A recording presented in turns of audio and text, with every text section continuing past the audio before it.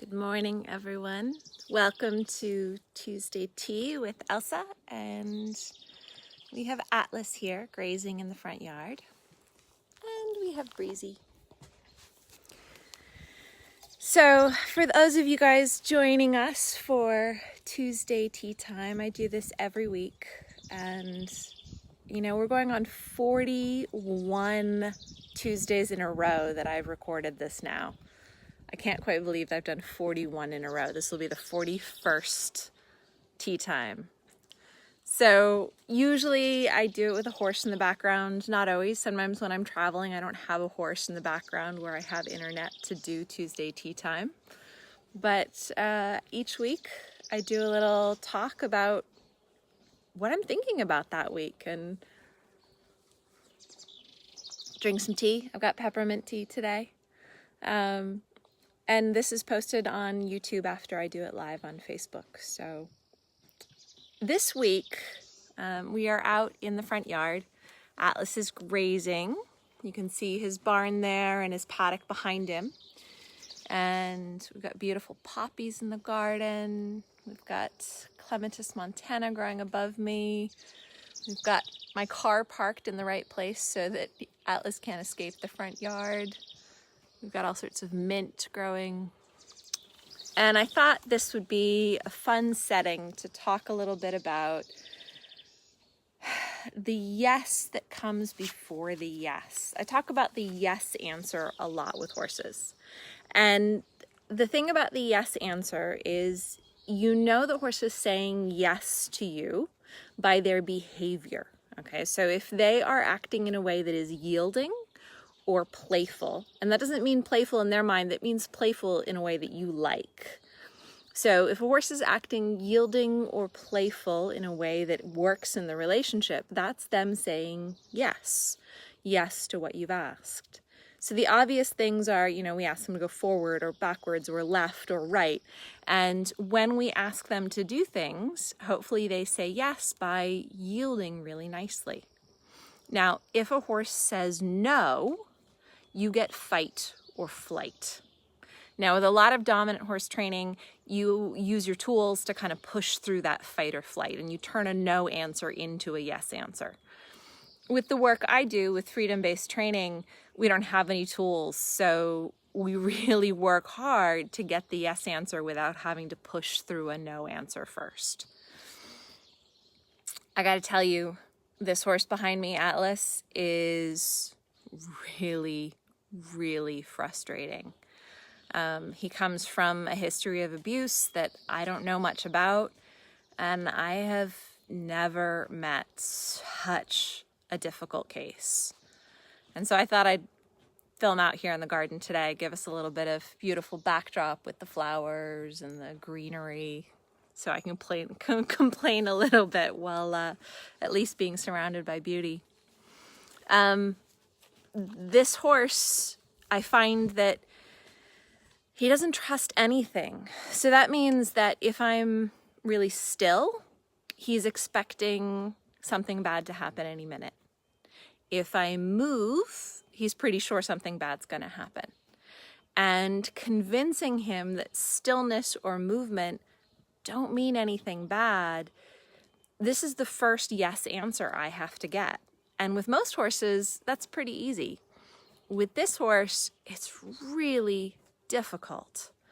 So that means when I walk towards him, is he showing me fight or flight, or is he showing me yielding or playing?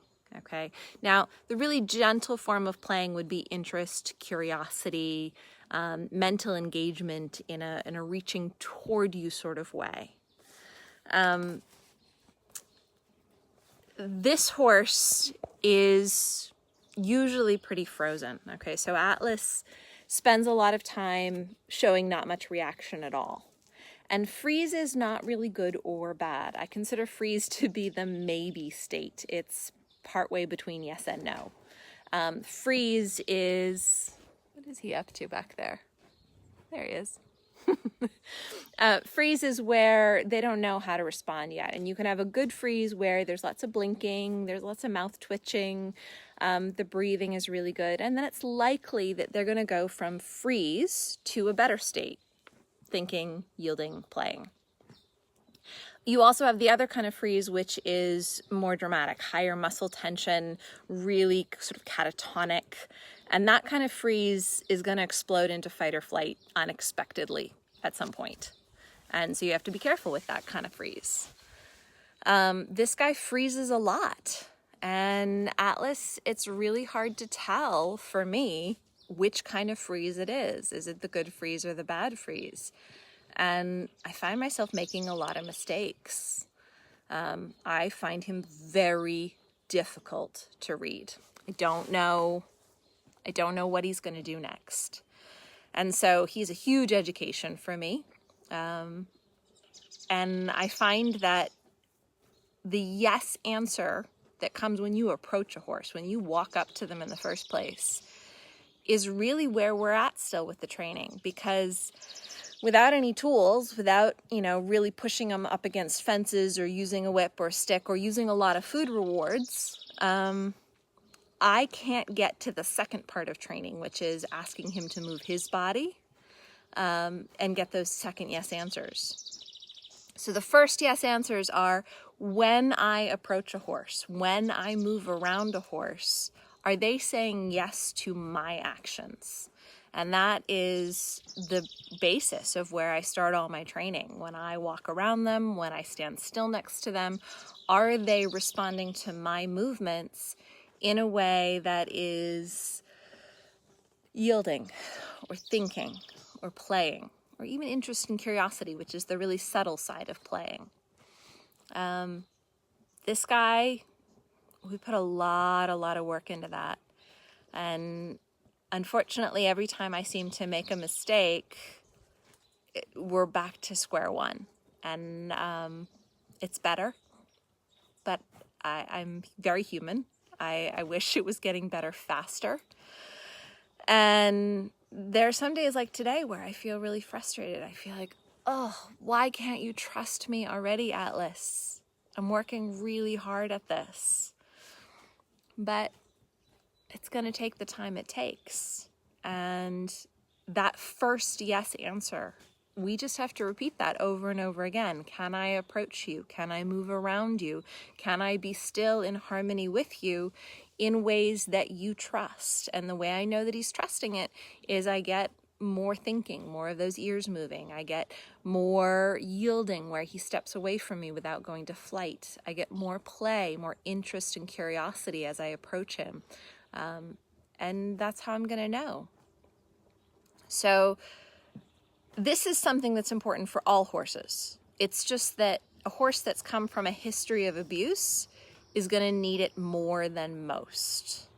So this guy is expanding my understanding of what it is to get the yes answer before you get the yes answer. So most people think of the yes answer as when I ask my horse to move forward, backwards, left, right. Do they say yes to me? Do they do it? And that's absolutely right. That yielding behavior makes for good partnership. But you got to get the yes of just can they respond to you as a partner just when you walk up, when you move around them. And that's the first yes you've got to get. If you're not getting that yes, you're going to rely on a lot of tools to make things happen with the horse. So the tools to kind of push the horse through a no answer into a yes answer. If you're not getting the first yes, which is the horse trusts you when you walk up, you're going to need your tools.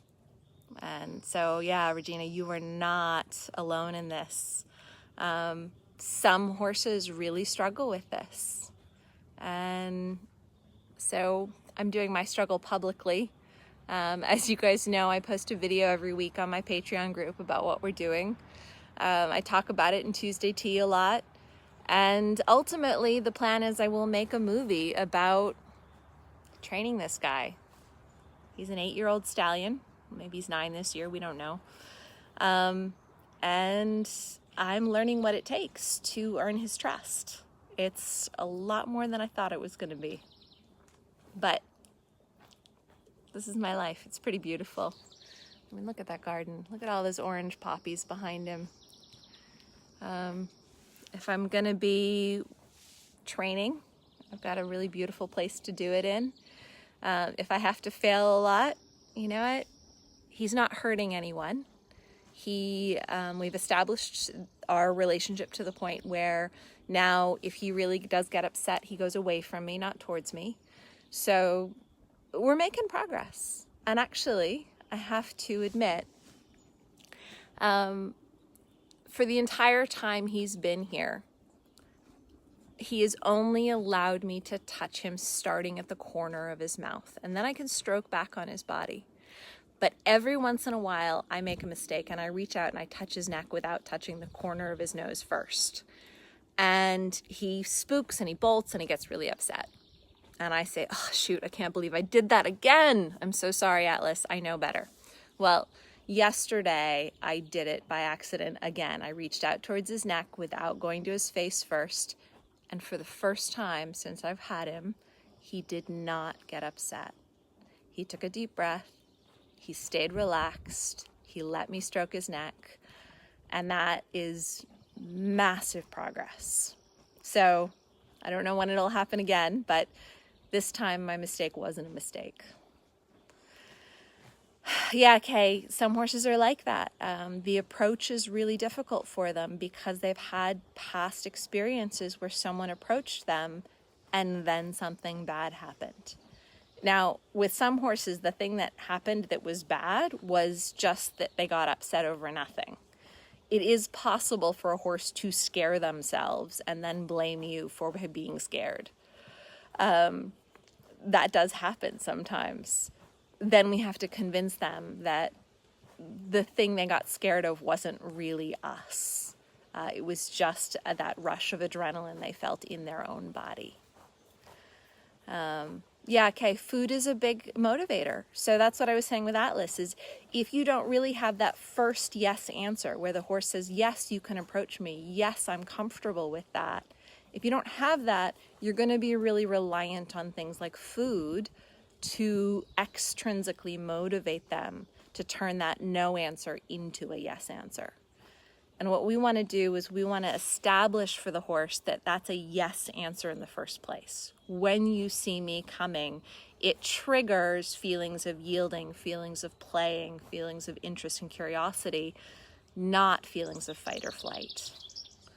So, you know, this guy here, he's a huge lesson to me. And I'm super excited that, you know, for the first time ever, I was able to stroke his neck reaching for it directly and he didn't get scared this week. That's huge. Do I want more? Yes. I am human. I am greedy. I want to do all the things with him that are possible. And that means I want to get to the second yes answer, which is where, can I move your feet? Can I ask you to back up, go forward, move left, move right? And at this point, I can only do that if I have an extrinsic motivator like food or a stick or a fence line. And that's just the way it is.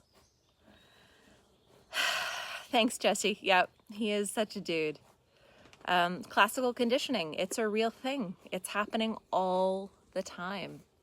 And we can certainly make use of it if we know how to be in the right place at the right time. And this guy is teaching me. He's teaching me how to be in the right place at the right time. And I'm going to keep stumbling. I'm going to keep making mistakes. But I just have to keep showing up and working on that first yes answer. When I approach, can you say yes to my presence? And every time he does say yes, it's a good time for me to retreat, step away, take a breath, link his positive response to me with something that's easier. Unfortunately, then I have to approach again at some point, and he's either going to feel better or feel worse. And if he feels worse, I got to figure out what to do to help him feel better before I step away again, so that he starts realizing he can reach for that better feeling. He can reach for that yes answer of, yes, I want you close to me, because the next thing that happens after you're close to me is a good thing. Right now, that means I got to step away. Hopefully in the future, I will be able to move his feet, move him backwards, move him left, move him right. We'll be able to do more things, and he'll think those are good things too. But Jesse says, oh, or the wrong place when they startled themselves and think it was us. Yeah, absolutely. Horses do that. They startle themselves and they think it was us that caused that fear or that rush or that adrenaline. And we have to figure out how to change their mindset about that and teach them that it was just something that happened. They can let it go, and then they can move on to the rest of life, which is going to be better. Thanks, Sherry. Yeah, willing to take the time it takes. Taking the time it takes is really, in some ways, it's selfish. It's for me. Because if I rush the process, I will learn less. The fact is, when I rush the process, when I use a lot of extrinsic motivators, I will basically force the horse to change more. Whereas if I take the slower route, I have to have better feel and timing. I have to know how to approach, when to retreat, so the associations get better and better. And quite frankly, I want to keep being a better horse trainer. So, little stuff like this. I don't know if you can see, Atlas is slowly grazing closer to us. It's exciting for me. It's not something he has always been willing to do. So, yay, Atlas. So thank you guys for joining me for tea. Thanks for letting me complain a little bit and be human. I wish I could do all this faster. I wish that I didn't have to make so many mistakes. I wish I always got it right, but I'm not going to. And the important part is I just keep showing up, and Atlas is right behind the bush here. I keep showing up for Atlas, and I do the very best I can to link my approach and my presence with good things, so that he starts to assume every time I approach and every time I am with him, it's going to lead to good things. And then from there, then we can progress into more normal horse training, where I start asking him to move his feet. Thank you guys for joining me for tea. If you have any questions, feel free to ask them in the comments, and I will answer. And if you have any ideas for future tea times, let me know. Atlas and I are here. And as you see, when I approach, there's a lot of distrust there still. But we're going to work on it. We're just going to keep showing up. And there, as he feels better and he goes back to eating, I'm going to retreat and I'm going to step away a little bit. So thank you, Regina. Thank you, Cinna. Thank you, Jeannie. Thank you, Sal. I hope you guys have a wonderful day. And that is Happy Tuesday from Atlas and I.